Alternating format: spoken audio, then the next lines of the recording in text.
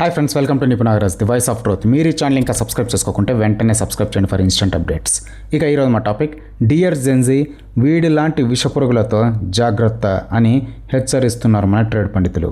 మనకు తెలుసు కదా, వయసుతో పాటు బుద్ధి జ్ఞానం పెరగాల్సిన రూల్ ఏమీ లేదని. దానికి పర్ఫెక్ట్ ఎగ్జాంపులే ఈ just asking paid Prakash Raj గారు. వయసు 60 ఏళ్ళు దాటినా కూడా ఇంకా లేఖితనం పోలేదు. చిల్లర కోసం యావతప్ప సమాజం పట్ల బాధ్యత లేని యదవ. ఇక ప్రొఫెషన్ రీత్యా సైన్మా యాక్టర్ అయినా కూడా షూటింగ్స్కి సరిగ్గా పోకుండా ప్రొడ్యూసర్స్ని ఎంతలా ఇబ్బంది పెట్టేవాడో, ఎన్నిసార్లు బ్యాన్కి గురయ్యాడో తెలిసిందే. అంటే వృత్తి పట్ల కూడా అంకిత భావం లేనోడు. ఇక ఏదో ఫీకుదామని రాజకీయాల్లోకి వచ్చి బెంగళూరు నుంచి ఎంపీ స్థానానికి పోటీ చేస్తే పట్టుమని 2% ఓట్ షేర్ కూడా తెచ్చుకోలేకపోయాడంటే చెప్పొచ్చు. జనంలో ఈ ఫెయిడ్ ప్రకాశంకు ఉన్న వాల్యూ. బెంగళూరు జనం అలా సీ కొట్టాక టాలీవుడ్ మా ఎలక్షన్స్లోకి దూరాలని చూశాడు. అక్కడ కూడా match of hero Manchu Vishnu అని ఆ చేతిలో ఘోరంగా ఓడిపోయి చవటలాగా మీడియా సాక్షిగా ఏడ్చాడు సిగ్గు లేకుండా. అది ఇండస్ట్రీలో సైతం ఈ పెయిడ్ ప్రకాశంకున్న వాల్యూ. ఇక బతుకు తెరువు కోసం అన్నట్టు ఒక ఎకో సిస్టంలో చేరి యాంటీ బీజేపీ, యాంటీ హిందుత్వ ఎజెండా ఎత్తుకున్నాడు. తమిళనాడులో ఎలక్షన్స్ ఉన్నంత వరకు డిఎంకేకి పెయిడ్ భజన చేసి చిల్లర ఏరుకున్నాడు.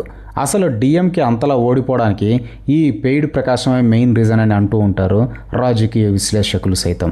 ఇక తర్వాత తిరుమల లడ్డు వ్యవహారంలో వీడికి ఏమాత్రం సంబంధం లేకపోయినా కూడా జనసేన, టీడీపీ ఎన్డీఏలో భాగం కావడం, పైగా హిందూ అనుకూల పార్టీలు కావడంతో ఆ లడ్డు వ్యవహారంలో కూడా చాలానే ఓవరాక్షన్ చేశాడు.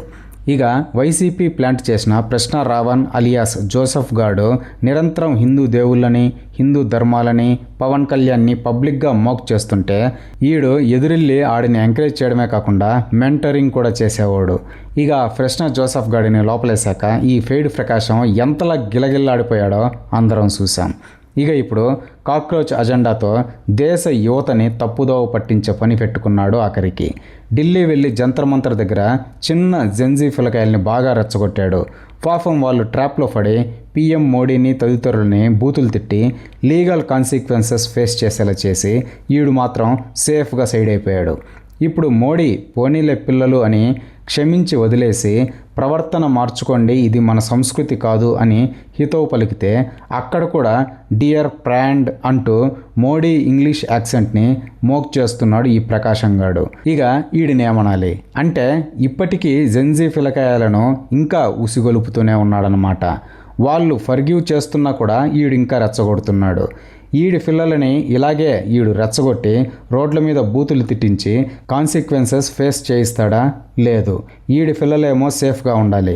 మిగతా పిల్లలు మాత్రం ఈడి చెప్పుడు మాటలకు, రెచ్చగొట్టుడు చర్యలకు ప్రభావితమయ్యి లీగల్ కాన్సిక్వెన్సెస్ ఫేస్ చేయాలి.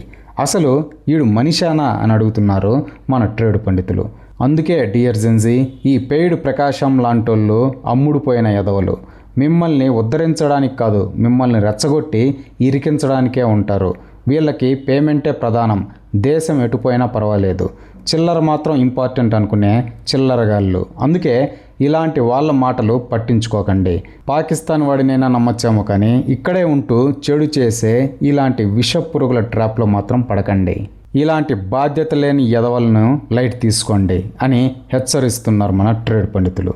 ఇదే ఫ్రెండ్స్ ఈరోజు టాపిక్. ఇలాంటి లేటెస్ట్ అండ్ ఇంట్రెస్టింగ్ టాపిక్స్ కోసం please subscribe to Nipunagaraj the voice of truth and please like, share and comment this video with your valuable opinions. See you again.